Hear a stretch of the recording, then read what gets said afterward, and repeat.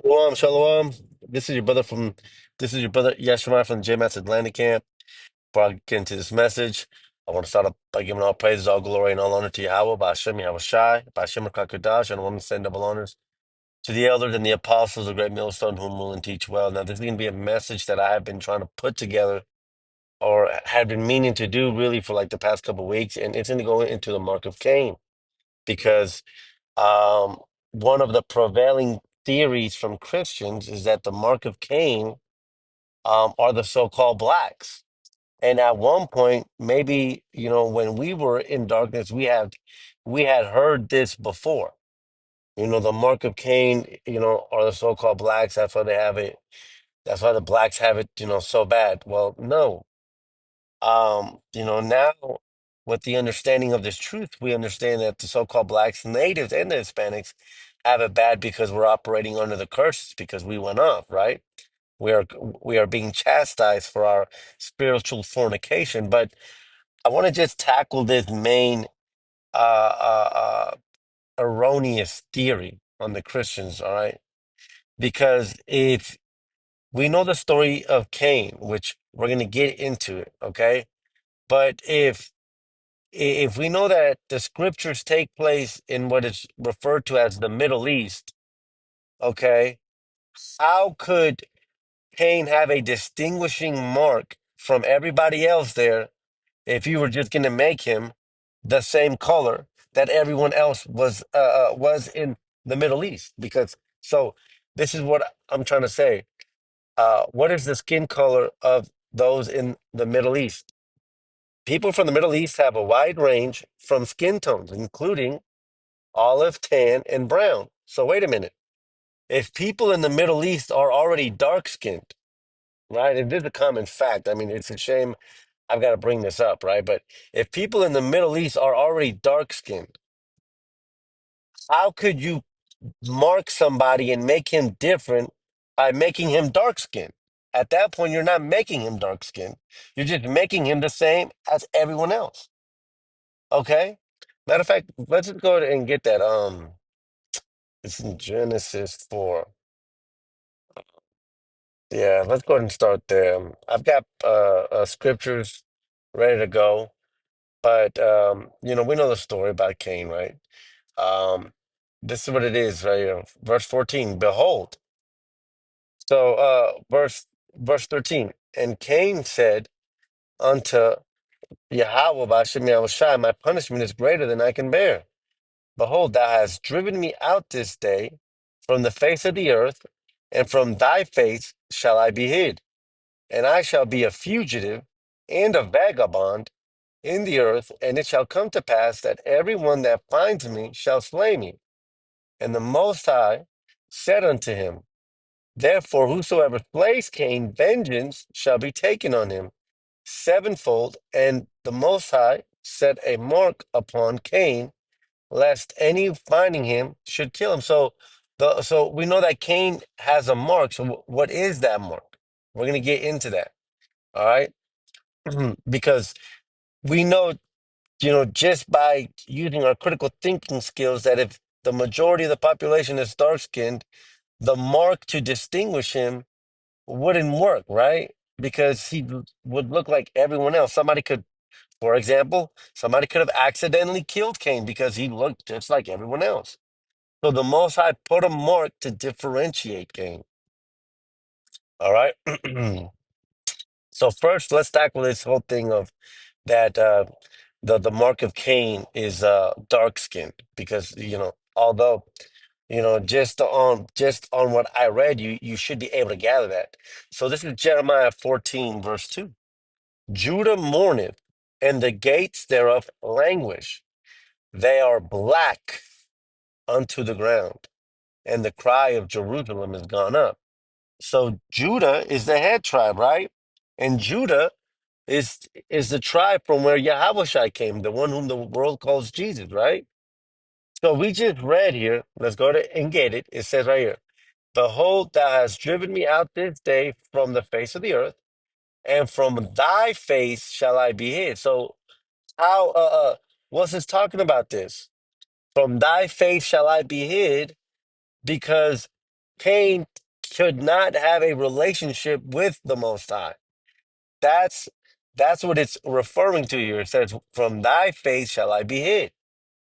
So, if the mark of Cain is supposed to be on the blacks, so-called blacks, and we know that Judah, I just showed you in Jeremiah 14, verse 2, we know that Judah is black, okay? And we know that Yahweh, the one whom the world calls Jesus, comes from Judah.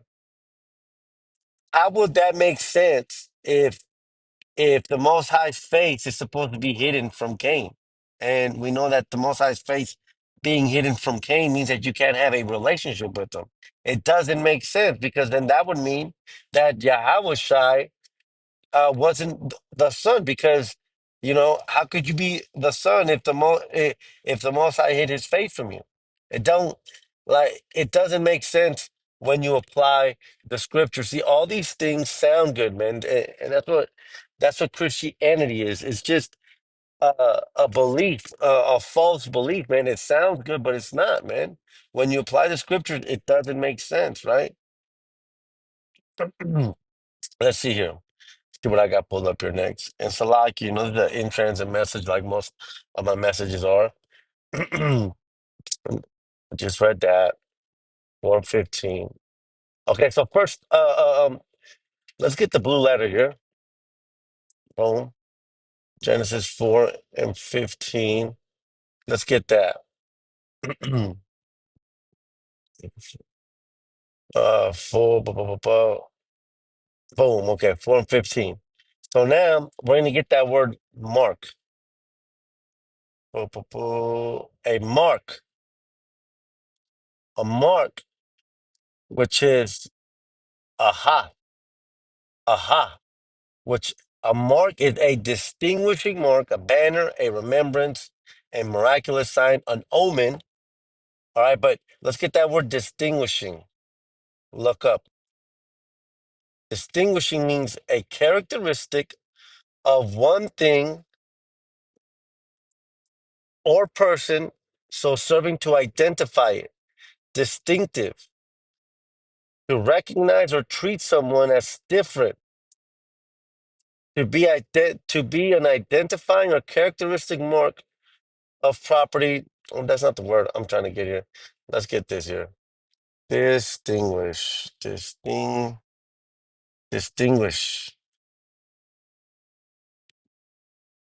To recognize or treat someone as different. To perceive or point out a difference. So, distinguish means to be different from those around you. I bring that definition up because I started off here. If the majority of those in the Middle East are dark skinned, how could the mark be distinguishing by making him dark skinned? It doesn't make sense. By making him dark skinned, you're destroying uh, the work of Yahushai, and it doesn't stand on facts, man. It just doesn't. Let's continue on here. So now, what have we done here?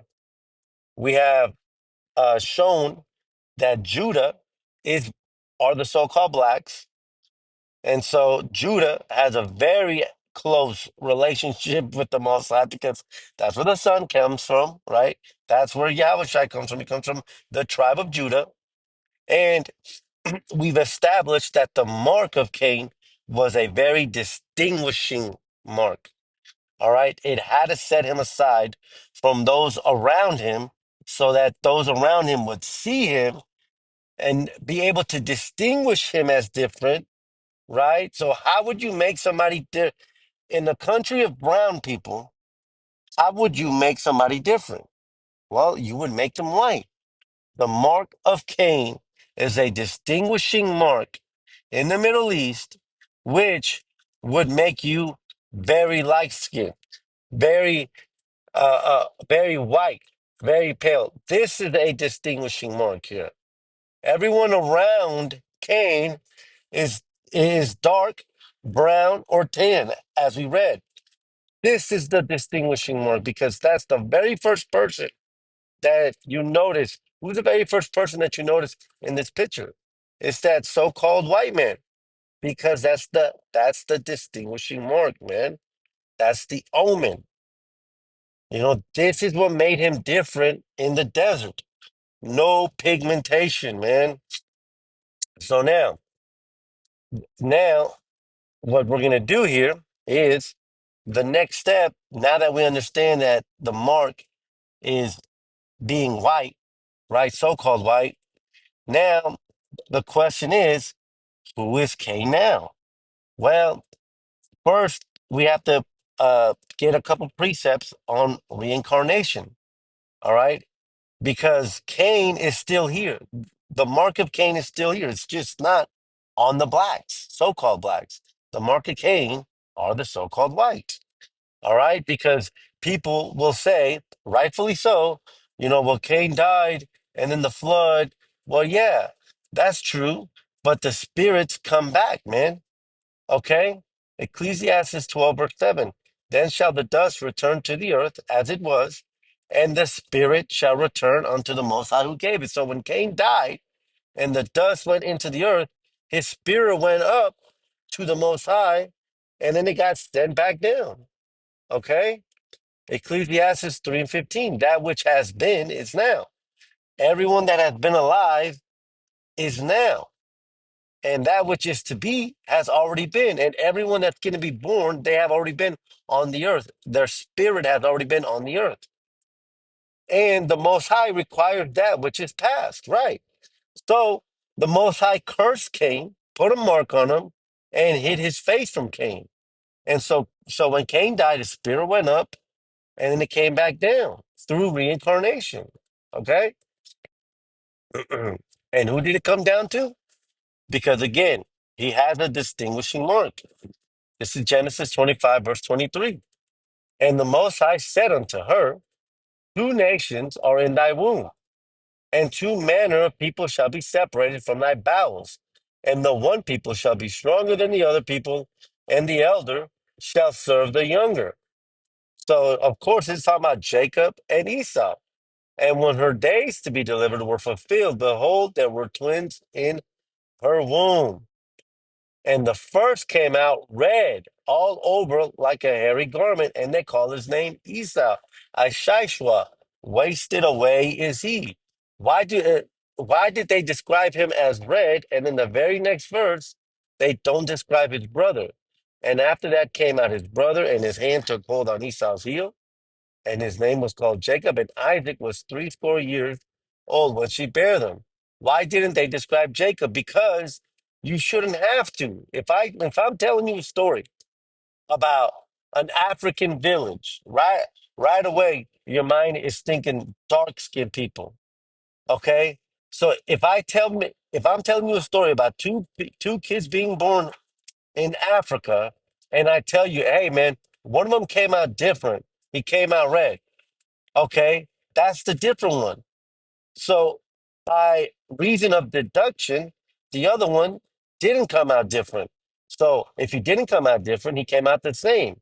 Well, what color, what skin color people are in Africa? What skin color people are in the Middle East? Esau came out red because he still fulfilled the purpose of the mark. He still had the curse. You know. Let's get the next one. And we see we see parallels too, because first and foremost, what is the name of Cain? What does it mean here? Okay, let's get it. And then you're going to start to, hopefully through the spirit, you start to see the parallels, man. All right, because these are mysteries that have been revealed to the prophets. Okay, starting with the elders and the apostles. All right, so the name here is Kayan, right? Kayan. But you go into the root word of Kayan, and it's fear. It's a weapon. So Cain, Cain's name goes to weapon. And how do we know that Esau, or what's another clue that points us that Esau is the reincarnation, or yeah, is the reincarnation of Cain? Because what was Esau's blessing? and by thy sword, thy weapon shalt thou live, and shalt serve thy brother. And it shall come to pass when thou shalt have that dominion, that thou shalt break his yoke from off thy neck. So Esau is the sword, man. He's the weapon. He's the same spear. Psalm 17, verse 13. Arise, O Yahweh, Bashem Yahushai, disappoint him, cast him down, deliver my soul from the wicked, which is thy sword, which is thy sword. Who is the wicked? Well, we know the wicked to be Esau Edom, and I'm going to get a precept on that towards the end. But now your spirit should be drawing these parallels. Okay, now you should see that just as Cain killed Abel, his brother, it's the same hatred that he's had. Matter of fact, let's get that. It's the same hatred that he's had since the beginning. Because look at the hatred that Esau had here. Verse 41, and Esau hated Jacob because of the blessing wherewith his father blessed him. The Most High blessed Abel's offering, and he didn't bless Cain. All right. And Esau said in his heart, the days of mourning of my father are at hand. Then will I slay my brother Jacob, man.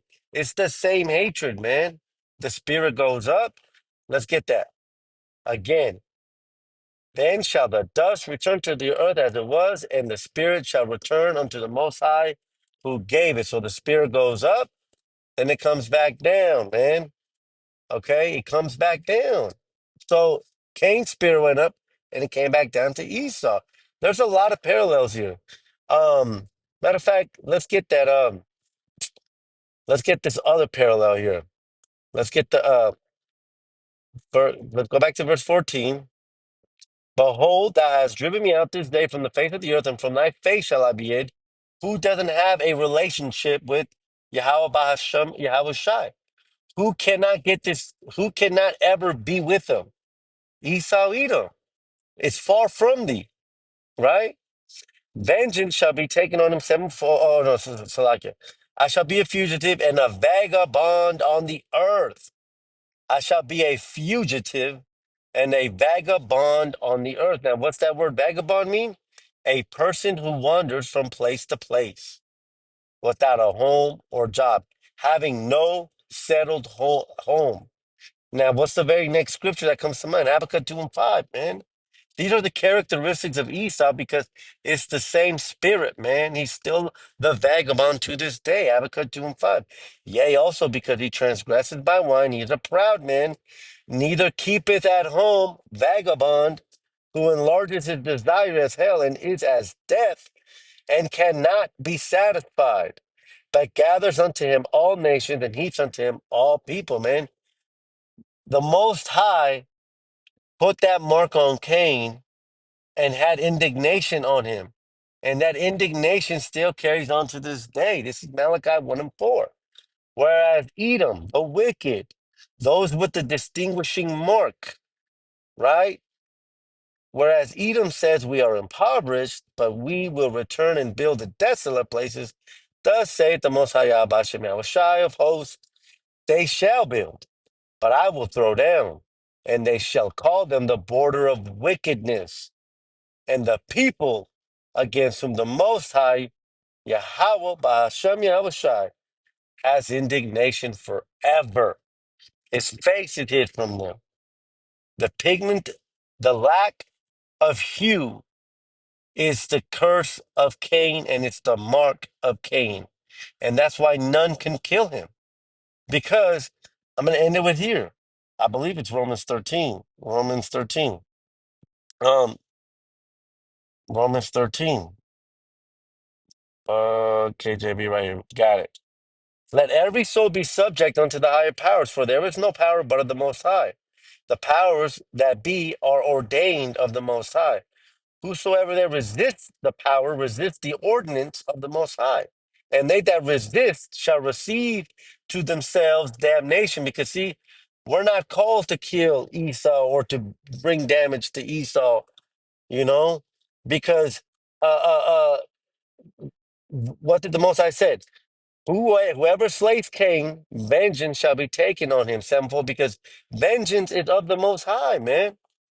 You can't you can't take Esau, eat him out, man. I mean, you can, but you're still not going to do away with the Most High's purpose. That's the mark, man. The Most High is going to take him out. So hopefully this lesson has been edifying. I just want to recap here, man. The mark, the mark of Cain are the so-called whites. That's how you would differentiate somebody in the Middle East. Because everyone in the Middle East is dark skinned. I just showed you that. All right. It's not the so-called blacks, because the so-called blacks are the tribe of Judah, and Yahushua comes from the tribe of Judah. And the curse of Cain was that the Most High would hide his face from him. So if it was the so-called blacks, then it couldn't. Then that would mean you're doing away with Yahushua. Okay, and we start to see the parallels of Cain with Esau Edom. All right, because the spirit goes up and it comes back down. So Cain is still the people of Cain are still on this earth, and we start to see the parallels. Cain, Cain is Kayan, which is spear. Esau has the blessing of the sword. Esau is called the sword. Esau is called the wicked, and he still has, and the Most High still has indignation on the wicked. The mark of Cain are the so-called whites. Hope this lesson has been edifying. Until the next one, say shalom.